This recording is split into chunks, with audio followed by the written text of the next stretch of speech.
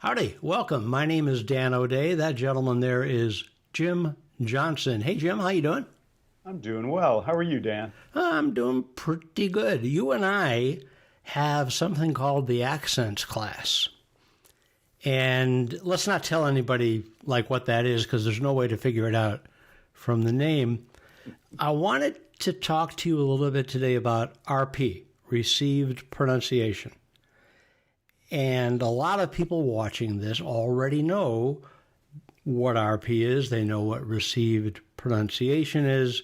It's what some people call standard British in terms of the accent. Some people call it fancy British. When I'm trying to explain that term to someone who's not familiar with it, often I'll say, the kind of posh accent you'll hear on BBC One. Yeah. So I thought it would be interesting because you, just in conversation once, you happened to tell me where RP came from. And it never really occurred to me that one day there was no RP and the next day there was. So how about if we start, could you just tell us what is RP? How do we recognize it, who uses it, et cetera? Yeah, sure. So, like you said, RP stands for received pronunciation. It's sort of as if you were given it, or it's this thing that in some ways is created or was created, but it actually did have, some origins in reality. And I think that many Americans call it standard British, whereas in England, sometimes it's called standard English, but that can be confusing since there's, various Englishes. Right. But yeah, the origins of it, it's interesting if you think about some older series that take place, say in the US around the Revolutionary War. They usually have the British at that time speaking with this sort of upper class accent like this, which, as you said, is sort of the BBC. It's a little bit along the line of the Queen's English. Mm-hmm. And there's even some variations about it's changed over time. So different people will think of it as a little bit differently. But if we think about that classic RP, that was not actually the way that people from England would have spoken in general at the time of like the late 1700s. That was just when what we might think of as RP, standard British, really just started to develop. And it was really an accent in the south of England, especially the southeast of England, mm-hmm. that then started to get popularized and started to grow and expand sort of from there. But it sort of really came into vogue in the late 1800s, like in the 1890s, when there was a big education reform that took place. And that's when it started to become this official sort of accent of choice that people would have, especially if they were more posh, if they had more money and they had a higher standing in society. Yeah. So when you say this education reform came about, did people get together? How did they decide what the accent would be? Well, there was almost think of it as a board of education that gets together and decides, well, these are the things these are the textbooks we should use. These are the ways that things should go. And this was a group that was primarily determining things for basically private schools where the kids with more money would go. And funnily enough, apparently they had a vote and just barely RP won out. But the other one that was up and got nearly as many votes was Yorkshire. So we really Yorkshire, like Yorkshire, that sort of that Wallace and Gromit sort of Yorkshire. I mean, that's super strong, right? Or country Yorkshire as opposed to a lighter sort of Yorkshire accent. But instead, the one that won was more the RP standard British. And so that became the one starting, in the late 1800s and into the 1900s. That's the one that was being taught as like the standard accent in schools. And so if I understand correctly, were it not for two votes that went the other way, standard English or received pronunciation could be a Yorkshire accent. Absolutely. Yeah, that's my understanding of that is the story that I have heard about it. Absolutely. Huh. Yeah. By the way, one thing I mean to ask you, and I won't ask you during this video because it's too frivolous a question, and I have too much respect for your time and more importantly, our audience's time. But the question I like to ask you sometime, when the Queen is just hanging around the house, Yeah. does she still talk RP? I'm sure she does, because that's just the way that it is. I mean, so RP is something that like kids would have gone off to school, and it's you must learn to speak this way. This is the proper way to speak. And so they would adjust their accent, but they were probably also speaking pretty close to that way at home.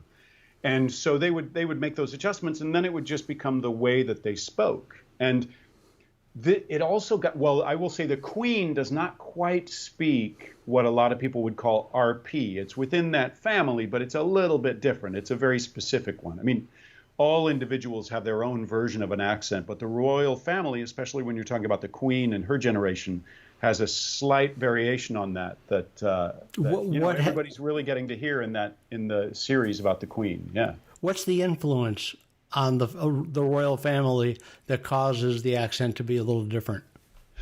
Well, I mean, everybody who speaks is going to have some different influences that will make a shift. And so, quite frankly, I'd say the influence on the royal family is the royal family. That, I mean, it's they're operating so much within this small circle of themselves that interacting like that. Now it's changed. So, part of why, and not just the royal family, but RP in general has really changed in the 20th century as well, and moving into the 21st century.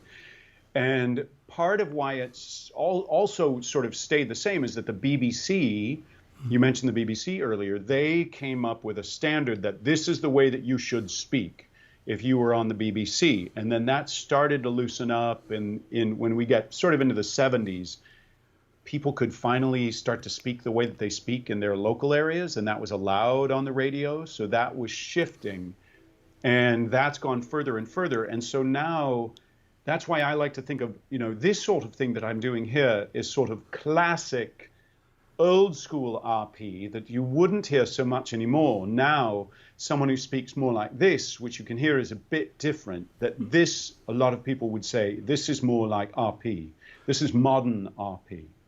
Now, Yeah. I had always assumed that BBC One adopted that accent as the standard because it was the official received pronunciation that now was being taught in schools. But I think what I'm hearing from you is somehow the BBC chose its own version. Well, I think they were following the lead of what was being taught in the schools. That would be my guess. I mean, Okay. I don't know the exact politics of it, but that was considered the correct way to speak. And so if the BBC was going to properly represent England, they would need to, use the correct way to speak. Now, maybe this is what you alluded to a moment ago, but language, I believe, pretty much without exception, tends to evolve over time. Now, you mentioned that gradually, in many circumstances, it became a little more relaxed, it pulled back a little bit. Was there a natural evolution of RP, or was it a matter of people getting together and saying, okay, we really should cut off, make it more plain? Those probably weren't the words they used, but what was it, a natural thing, or was it a conscious choice? It's a little bit of a mixture would be my guess. I mean, I'm doing a lot of speculating here, but some of it is that it was defined and it was said, this is here are the requirements if you want to be on the BBC. Here is the way that it should be taught in the schools. Well, what started to happen is people started to go, wait a minute, we don't have to be that strict about it. And so people wanted it to be relaxed. And so finally the BBC, which was way behind the times, finally started to relax some of their requirements, which I think them relaxing that is what allowed it to move forward faster. I mean, there literally are languages where there is like a panel who decides whether a word is allowed to be a word or not, like French and Spanish, in Spain at least, that they actually have these sort of councils that decide what is allowed. Well, English doesn't really have that, but in some ways, what we're talking about with the schools, what was the standard in the schools and what was the standard with BBC is sort of like this commission that said, no, you may not say it, and you may not say it that way. You have to do it this way. And it all just finally started to relax. My guess is really that it was about trying to be more inclusive and trying to allow people to get over the idea that they are something less if they don't speak in that way. Just to do some fancy talk, there's something called an acrolect and a basilect. And an acrolect in general is like the desired pronunciation. So RP historically was an acrolect. It was one of these high-end ones. And then a basilect was more like the local way of speaking. So like, in London, that sort of Cockney thing, or that like that Yorkshire that we talked about earlier, something that's a little bit more sort of like country there. So those would be basilects. And then you'd end up with people who were somewhere in the middle, mesolects. You'd end up with somebody who was doing something that's a little bit more in the middle. And so I think part of what's happened over time is that one that was in the middle for the London area, the estuary one, sort of like this, which was sort of like a blend of that sort of Cockney thing and that RP Standard British. You start to get something that's more estuary, and now estuary has sort of shifted what RP is. So RP now is something that I would almost also call like really posh estuary. Yeah. Okay, so things are coming together slightly. It's coming down a bit. Estuary is estuary changing, or is it simply becoming more mainstream than it used to be? Yes, I think it's both. I think it has become very mainstream, but also it's changing because accents just change. They just do. People resist it and they feel like, oh, that shouldn't be happening. Accents change just like language does. Yeah, I'm sure you don't do this, but I do find myself bristling at hearing an expression that did not exist when I was growing up or 10 or 15 years ago and thinking, well, that's not part of the language, and apparently whether I want it to or not, language does continue to evolve and grow. Yeah, and somehow they've done that, even though you've been judging them the whole time, Dan. Well, I'm glad you pointed that out, because from now on, I'm going to judge them more loudly. And I think that will do it. But so I know that probably 94% of the people who came to this video already knew what RP, received pronunciation is, standard British, posh British, whatever you want to call it. But I also know that few people are aware of the history. So I thought it would just be neat to share that with them.